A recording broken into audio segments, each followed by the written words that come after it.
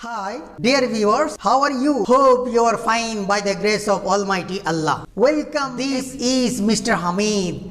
Here I am present to deliver an important video. Today's topic is tense of English second paper for all classes. Now let's get started.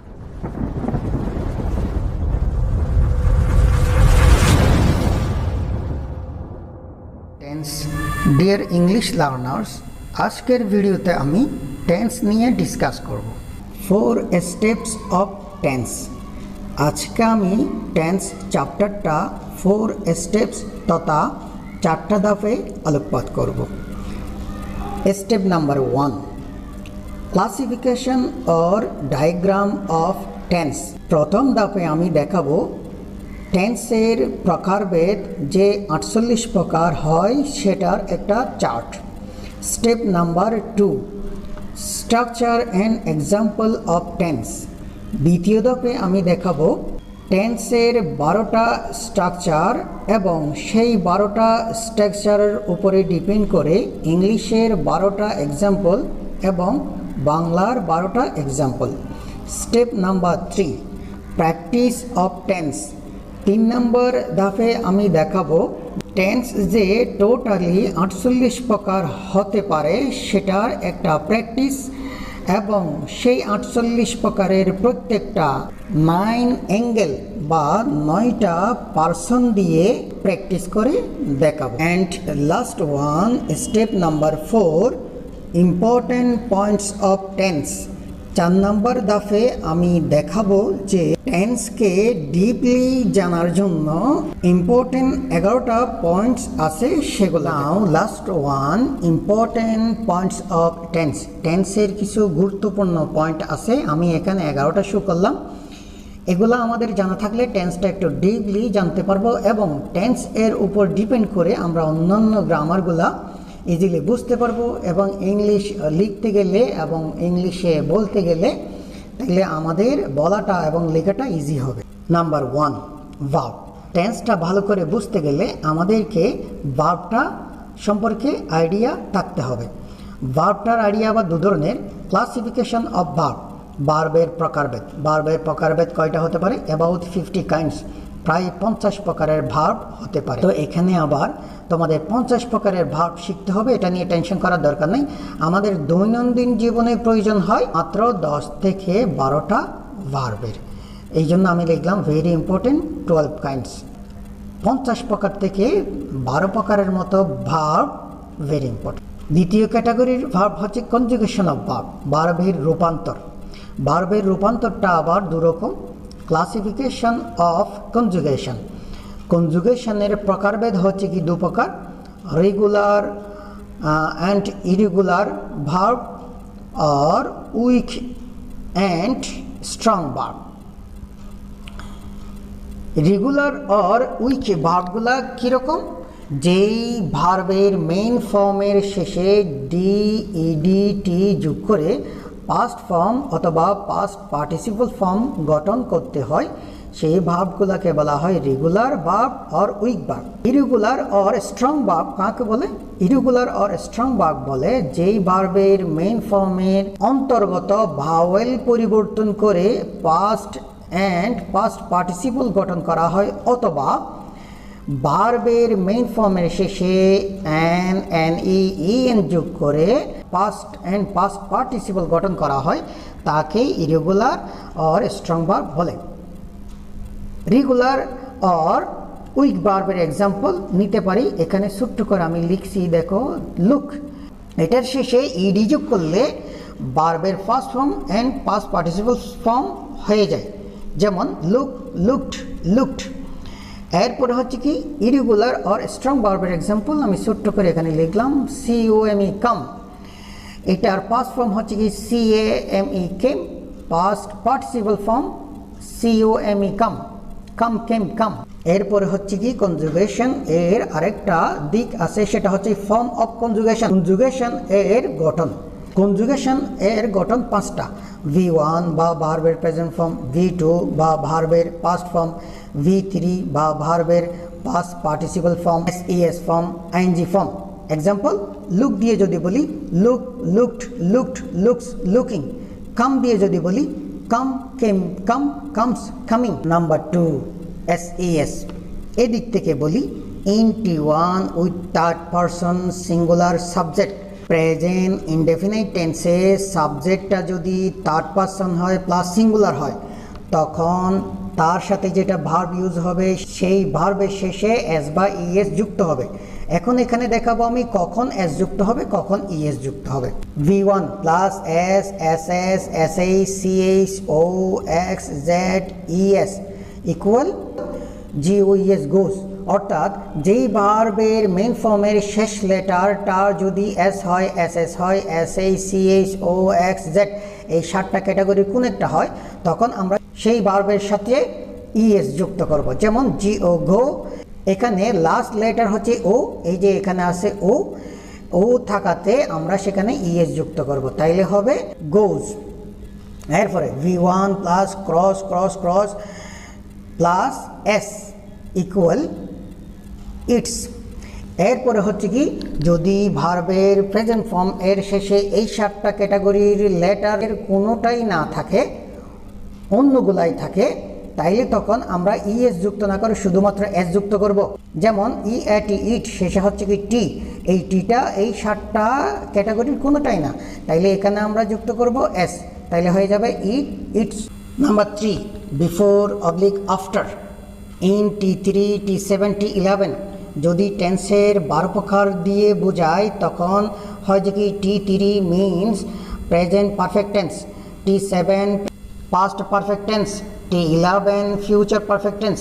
এই টেন্সগুলোর মধ্যে before অথবা after use হয়। যদি use হয় তখন স্ট্রাকচারটা কীরকম, perfect plus before plus indefinite and indefinite plus after plus perfect. অর্থাৎ এই যে পারফেক্ট টেন্সগুলোর মধ্যে বিফোর অথবা আফটার ইউজ হয়, যদি হয় তখন দুইটা টেন্স ইউজ হয়। একটা হচ্ছে কি যেই পারফেক্ট টেন্সে ইউজ করব সেই পারফেক্ট টেন্সটা থাকবে এবং ওই টেন্সের ইনডেফিনাইটটা থাকবে। এখন কথা হচ্ছে কি কোনটা আগে হবে কোনটা পরে হবে, এটার জন্য এই স্ট্রাকচারটা, এটা মনে রাখার জন্য একটা ইজি ওয়ে আছে, সেটা হচ্ছে কি বিফোর মানে আগে, তাইলে বিফোর যেখানে বসবে সেখানে পারফেক্ট টেন্স আগে হবে, এবং পরে ইনডেফিনাইট। আফটার মানে হচ্ছে কি পরে, এই আফটার যেখানে ইউজ করব সেখানে পরে হবে পারফেক্ট এবং আগে হবে ইনডেফিনাইট। এভাবে করে আমরা মনে রাখতে পারি।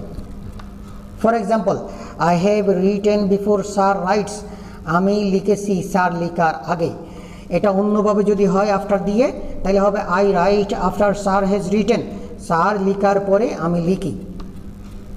Number 4, since oblique for.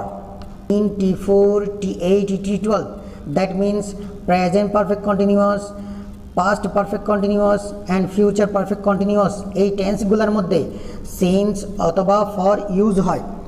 Structure since plus point of time, example since first March. For plus period of time, example for 30 days। এখানে এটা যদি বুঝিয়ে বলি, ব্যাপারটা এরকম, সিন্স ইউজ হবে যেই টাইমের শুরু আছে কিন্তু শেষ নাই, আর ফর ইউজ হবে যেই টাইমের শুরু আছে এবং শেষও আছে। সাপোজ এই মাসটা চলতেছে, ধরে নাও যে মার্চ মাস, আজকে মার্চের 30 তারিখ, তাহলে 1 তারিখ থেকে আমরা কোনো একটা কাজ করতেছি এরকম বুঝে নিতে পারো। ধরো আমরা 1 তারিখ থেকে কোনো কাজ করতেছি, যদি আমি বলি যে ফার্স্ট মার্চ, তাইলে তখন আমরা সিন্স ফর থেকে সিন্সটা ইউজ করব, কারণ মার্চের 1ম তারিখ টাইম শুরু হয়েছে এটা বোঝালো, কিন্তু শেষ কখন সেটা বোঝালো না। এরপরে যখন বলি যে 30 দিন ধরে আমরা কাজটি করতেছি, সেখানে সিন্স এবং ফর থেকে ফরটা ইউজ করতে হবে, কারণ 30 দিন বলতে টাইমের শুরুও আছে এবং শেষও আছে। Number 5, shall oblique will. Shall is less important in the UK. Shall হচ্ছে যুক্তরাজ্যের মধ্যে কম গুরুত্বপূর্ণ, and isn't used in the USA এবং যুক্তরাষ্ট্রের মধ্যে ব্যবহারই হয় না। So will should be used everywhere. সুতরাং উইলটা সব জায়গায় ব্যবহার করা উচিত। এই জন্য আমি স্ট্রাকচারগুলোর মধ্যে উইল মেনশন করলাম, শ্যাল মেনশন করি। Number 6, contraction. Do plus not equal don't. এখানে কন্ট্রাকশন করতে গিয়ে NOT নট এর উটা বাদ গেল এবং অ্যাপোস্ট্রফি বা লুপ্ত চিহ্ন দিয়ে সেটা মার্ক করে দিল। এরপর হচ্ছে কি can plus not equal can't. এখানে কিন্তু শুধু নটের ও বাদ পড়ছে সেটা না, ডাবল এন হওয়াতে একটা এন বাদ পড়ে গেছে, সেখানেও অ্যাপোস্ট্রফি বা লুপ্ত চিহ্ন দিয়ে মার্ক করে দেওয়া হলো। Shall oblique will plus not equal shunt won't. এই যে ডোন্ট কান্ট এখানে একটু একটু বুঝিয়ে দিলাম, কিন্তু এখানে বোঝানোর তেমন কিছুই নেই, এলোমেলো সব। অর্থাৎ কন্ট্রাকশনটা কীভাবে হলো কোনো রুলস নাই, তো এখানে আবার কোনো কোয়েশ্চেনও করা যাবে না। এই যে ইংলিশ ল্যাঙ্গুয়েজটা হচ্ছে ফরেন ল্যাঙ্গুয়েজ এবং এটা হচ্ছে কি UK USA থেকে আসছে, ওনারা যেভাবে ইউজ করেন সেভাবে আমাদেরকে ইউজ করতে হবে, অর্থাৎ ওনারা এভাবেই ইউজ করেন। M plus not equal aren't oblique ain't. M plus not যখন কন্ট্রাকশন করা লাগবে তখন আমরা এম নট কন্ট্রাকশন করে লিখতে পারবো না, এটা পারমিশন নাই। সো কি করতে হবে, আমরা এম নট কন্ট্রাকশনের জায়গায় আমরা আরন্ট ইউজ করব অথবা এইন্ট ইউজ করব। এইন্ট সমান কি কি হয়, am not, is not, are not, have not, has not. Ain't দিয়ে এই পাঁচটা হয়, এই পাঁচটা কন্ট্রাকশনের জায়গায় আমরা এইন্টকে ইউজ করতে পারবো। 7 adding not.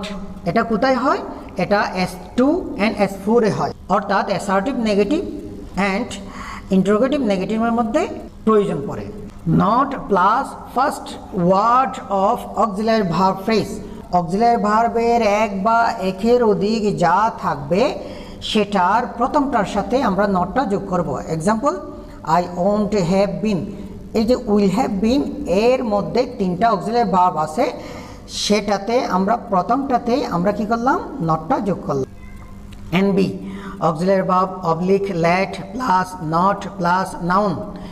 Example, does not Rahim eat. And auxiliary verb oblique let plus pronoun plus not. Example, does he not eat. অর্থাৎ এখানে যদি নাউন হয় নটটা নাউনের আগে বসবে, যদি প্রনাউন হয় নটটা প্রনাউনের পরে বসবে। এখন এই জটিল নিয়মটা আমরা মনে রাখতে গেলে একটু কষ্ট হতে পারে, এই জন্য আমরা করব কি, কন্ট্রাকশন করে ইউজ করব। ডাজ প্লাস নট, ডাজন, নাউনও বসাতে পারবো প্রনাউনও বসাতে পারবো। তারপর হচ্ছে কি ইট, অর্থাৎ doesn't Rahim it, doesn't he it. Number 8 position of subject. Subject আমরা কোথায় বসাবো, এই প্রবলেমটা ক্রিয়েট হয় S3 and S4 এর মধ্যে। S3 এবং S4 হচ্ছে কি তোমার interrogative sentence, interrogative affirmative, interrogative negative. সেখানে অক্সিলারি ভার্বগুলো আগে নিয়ে আসতে হয়। যদি একের অধিক অক্সিলারি ভার্ব থাকে তখন সাবজেক্টটা কোন জায়গায় বসাবো, এটা একটা কোয়েশ্চেন ক্রিয়েট হয়। সেটা সলিউশন এরকম, first word of auxiliary verb phrase plus subject of one word. Subject যখন একটা ওয়ার্ডের হবে তখন আমরা অক্সিলারি ভার্ব ফ্রেজ যা থাকবে সেটাতে প্রথম অক্সিলারি ভার্বের পরে আমরা বসাব। And all words of auxiliary verb phrase plus subject of more than one word. যদি একের অধিক ওয়ার্ডের সাবজেক্ট হয়, অর্থাৎ সাবজেক্ট একটু বড় হয়, তখন আমরা করব কি, অক্সিলারি ভার্ব ফ্রেজ পুরোটা লিখে তারপরে আমরা সাবজেক্টটা বসাবো। যেমন উইল আই হ্যাভ বিন, এখানে উইল হ্যাভ বিন হচ্ছে তিনটা অক্সিলারি ভার্ব নিয়ে অক্সিলারি ভার্ব ফ্রেজ, সেখানে আমরা ফার্স্ট অক্সিলারি ভার্বের পরে আমরা সাবজেক্টটা লিখতে পারবো। And another example, will have been the students of, যে কোনো একটা নামের আমি অ্যাব্রিভিয়েশন নিলাম, এটা নামটা পুরা লিখতে গেলে অনেক লম্বা হয়ে যাবে। তাহলে এই যে বিশাল লম্বা একটা সাবজেক্ট, এটা আমরা করব কি, অক্সিলারি ভার্ব ফ্রেজ পুরোটা লিখে তারপর সাবজেক্টটা লিখব। নাম্বার 9 প্রকৃতি প্রত্যয়।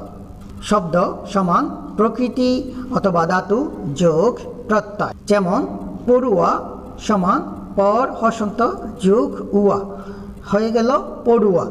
এখানে পর হচ্ছে প্রকৃতি আর উয়া হচ্ছে কি প্রত্যয়। এখানে প্রত্যয়কে বিভক্তিও বলতে পারো এবং অনুসর্গও বলতে পারো। তো এখানে প্রকৃতি এবং প্রত্যয় দেখানোর কারণটা হচ্ছে কি, আমরা যখন টেন্সকে 48 প্রকারের প্র্যাকটিস করব, সেখানে ইংলিশ এক্সাম্পলের পাশাপাশি বাংলাটাও প্র্যাকটিস করতে হবে, কারণ আমরা বাঙালি।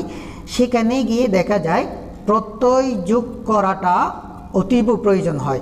এই যে ক্রিয়ার শেষে প্রত্যয় যোগ করে বিভিন্ন সাবজেক্ট এর সাথে আন্ডারস্ট্যান্ডিং করতে হয়, সেটা আমাদেরকে জেনে নিতে হবে।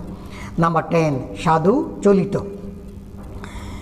সাধু চলিত মিশ্রিত করে ইউজ করাটা গুরু চণ্ডালী দোষ বলা হয় ব্যাকরণের ভাষায়। আমরা এটা অ্যাভয়েড করব যখন আমরা টেন্সের 48 প্রকারের বাংলাটাও প্র্যাকটিস করব তখন। সাধু চলিতের মধ্যে চেঞ্জেবল হচ্ছে কি, নাউন বা বিশেষ্যের চেঞ্জ হয়, প্রনাউন বা সর্বনামের চেঞ্জ হয়, বা ক্রিয়ার চেঞ্জ হয়। অর্থাৎ সাধুতে একরকম, চলিত আরেক রকম।